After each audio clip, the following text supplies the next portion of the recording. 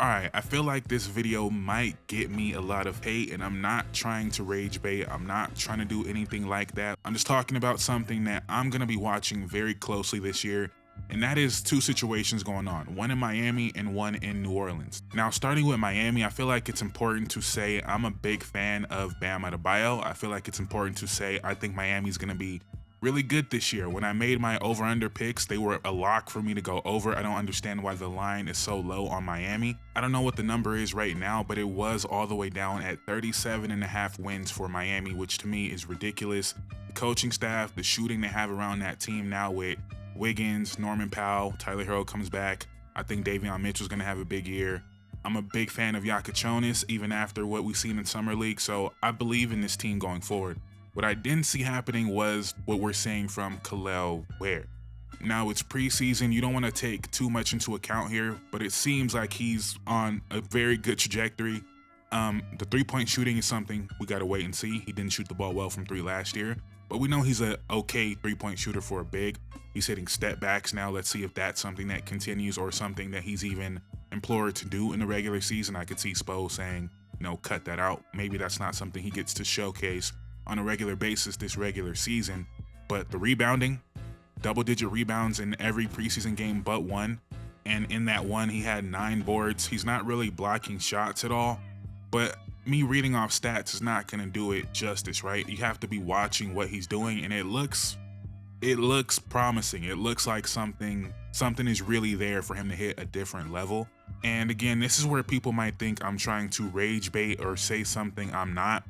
More than likely, Kel'el Ware will never be better than Bam Adebayo. Like, just odds are he won't. Bam is an amazing basketball player. And it's truly less about Kel'el Ware, and it's more about Bam, his age, and where the Miami Heat are right now. Now, Bam has started off terribly the preseason, cannot put the ball in the bucket, and now he's out with a knee contusion. I don't know if that's serious or not, but he's out with a knee contusion.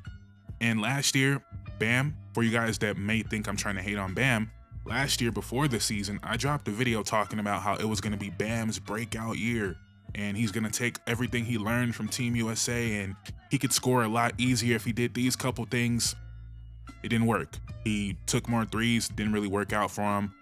And my main point in that video, if you guys want to go watch that, even though I'm about to say what I said in that video, was how Bam Adebayo has an elite handle for a big man, and maybe the best way to get more out of Bam Adebayo offensively is putting him in ball handling situations, pick and roll situations, and we didn't really see an uptick in that even without Jimmy Butler. In terms of pick and roll possessions as the ball handler per game, it went from 0.3 to 0.5. So either the coach that the NBA GMs are voting as the best coach in the NBA back-to-back years in Eric Spoelstra doesn't know what he's doing with Bam, or Bam's just not equipped to be that level of an on-ball type of player. I'm in between, right? Because I see what he does, and I think, oh, he could do more of that. But also, I made this point in my last video about Bam as well. Bam is a good stationary passer, and we see this with AD as well. And I'm very interested to see what AD looks like, maybe more on the move this year as a playmaker.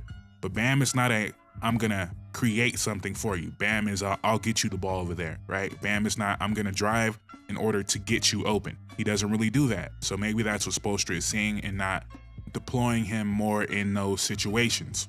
The other way I felt like Bam could still do a lot more offensively was getting to the free throw line more. Now, you do want to say you take more threes, you're going to get less free throws. That's going to happen. But he went down in free throws. He went from 5.5 to 4.2 last year. So again, not really going the right trajectory there.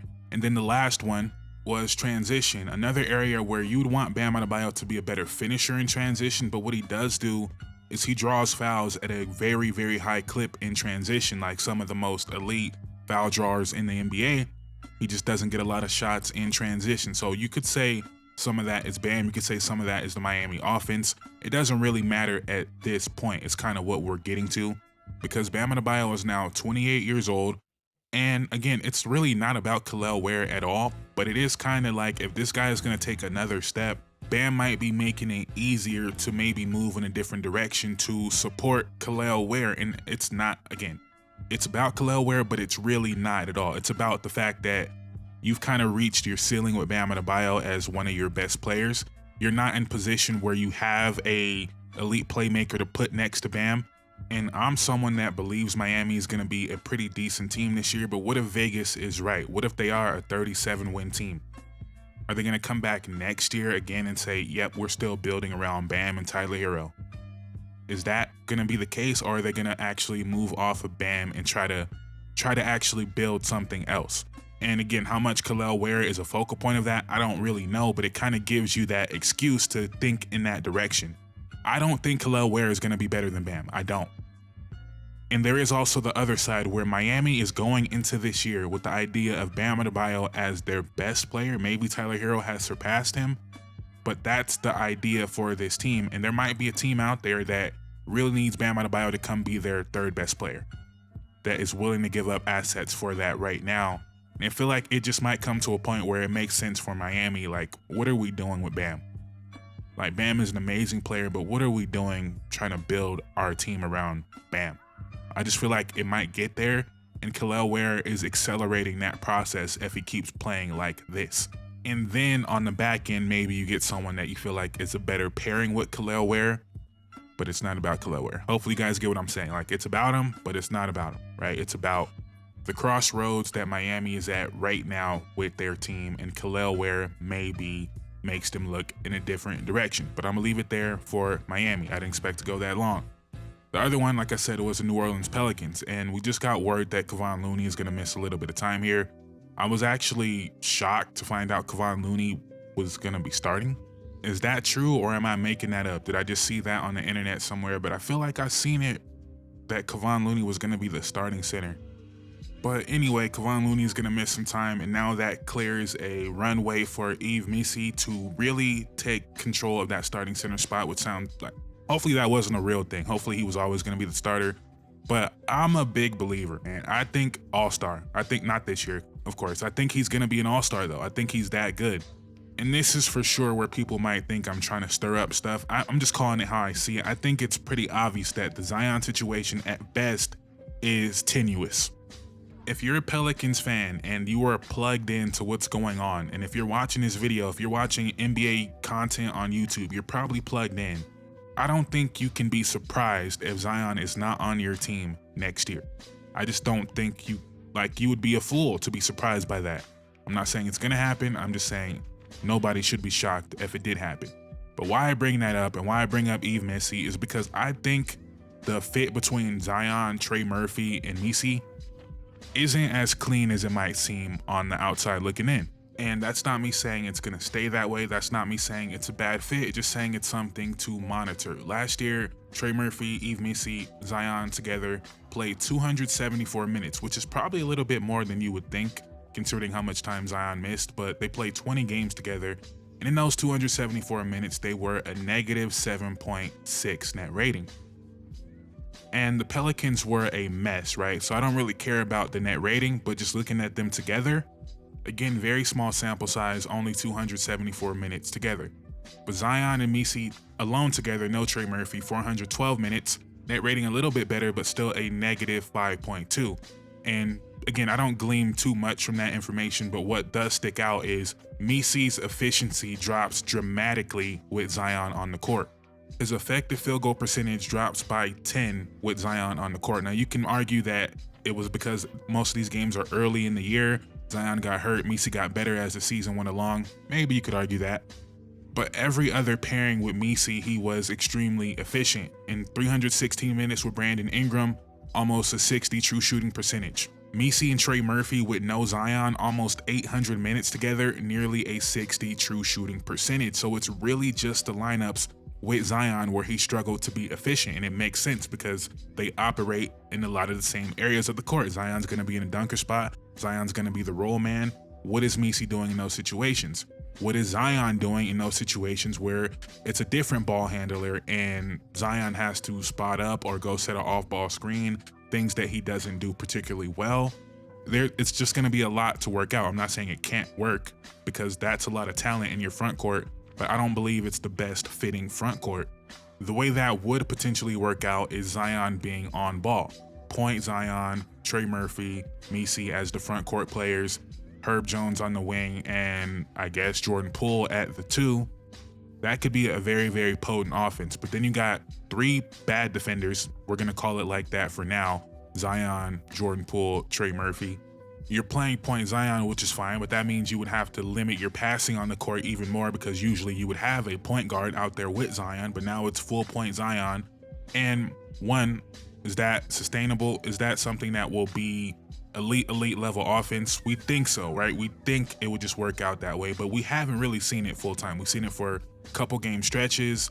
And maybe Jordan Poole is the exact type of player you want to put next to point Zion that can just go get a bucket, that is going to chuck shots. You know, maybe that's the perfect fit next to point Zion.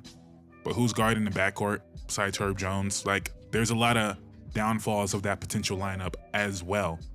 And that's the thing with Zion, right? We know he is a generational talent, but the things you have to concede and sacrifice to build around him is, one, we don't even know if it's worth it at the highest level. We don't even know that yet because he gets injured so much, right? So that's one. And then the other thing is, how long are you going to continue to build around a guy and completely change your identity when he shows up, when he's not showing up, you know? And if Misi is the player that I believe he's going to be, if Trey Murphy is the player that you guys believe he's going to be, and I say that because I really like Trey Murphy, but people are talking about Trey Murphy like he's the next superstar. I don't see it like that. But if they are that, and they can fit around a bunch of different players, right? They could play with they could play with Zion, right? They could play with a bunch of different players. How long are you going to build everything around this guy? Some would argue this is the first year they're actually doing that. I would disagree with that. He was just never there to be there with BI, but I would disagree with that. How long are you going to keep being committed to this guy who historically has not been, not my words, right? Everything we've heard from David Griffin to the Pelicans media is he hasn't been 100% committed. He hasn't been a great leader. He hasn't been a great face of the franchise. If you have all this young talent and you got Jeremiah Fears now and he looks amazing and all that, how long are you committed to building it around Zion? And what happens if he's not the greatest fit next to your other two guys? Maybe they would look better with an actual true point guard and more wing help. I guess my question would be, what would you have to see this year to really make you feel like, okay, we're building a championship core around Zion? Now, first of all, it would probably be him and Misi looking great together. That's what I'm looking for. That's the whole reason I'm even bringing this up. I'm monitoring that situation. But for Zion specifically, like, what if he plays amazing and you guys win 32 games this year? Right? You know what? Actually, let's change it. Let's say Zion stays healthy, right? Let's say he plays 65 games. The Pelicans win 35 games. Zion makes third team All-NBA. Are we moved? You know? I'm just wondering, like, does that change your calculus of this team? That's one scenario. The other scenario is Zion plays 40 games and Misi and Trey Murphy continue to look amazing and Jeremiah Fears looks amazing. And then they got to change everything again next summer to build around this guy again. Like, how long are you going to keep doing the same cycle is all I'm asking. And same way it's not about Khalil Ware with Bam. It's not really about Misi and Trey Murphy. It's just the fact that what are we doing here exactly with Zion? Do we still believe Zion is going to be MVP, top 10 player in the NBA? There is a world that can happen. I'm not saying you should just give up on that possibility. But it is a question, is that going to happen here? Is he going to leave us? Every indication we've heard, besides from Zion, right? Of course, Zion's going to say the right things. But again, Pelicans fans, NBA fans, are we going to be surprised if Zion does not stay in New Orleans? Let's say he makes it all the way to 2027, where his contract ends. He's going to stay in New Orleans? Nobody expects that. So that's another added factor of it. Like, if Zion balls out this year, and all of a sudden is a hot commodity again on the market, that's something else that changes the calculus, you know? I don't know what to do here, right? I'm just fascinated to watch it. This one more than the Miami one, because Miami, we already know, Bam is Bam. Bam is going to be Bam. Zion could legitimately be a top 10 player in the NBA this season, but what does that amount to? Do you see the fit on your current team? And then this is why it's tricky around Zion, right? Let's say Zion does look amazing. Let's say he does look like a top 10 player in the NBA. Now, the Pelicans, it's a bad example because Trey Murphy's a great fit next to Zion. I'm just not sure about Trey, Messi, and Zion. But let's say, hypothetically, they needed to trade Trey Murphy. Again, doesn't apply to this situation, but you get what I'm saying. Let's compare it to Orlando. They got Paolo and they got Franz, who Franz has done a lot more in this league than Trey Murphy has so far. The Magic would feel comfortable trading Franz if they needed to, right? If they needed to build around Paolo, if they got to the conclusion that, oh, it's not going to work, this duo is not going to work, they would feel comfortable doing that.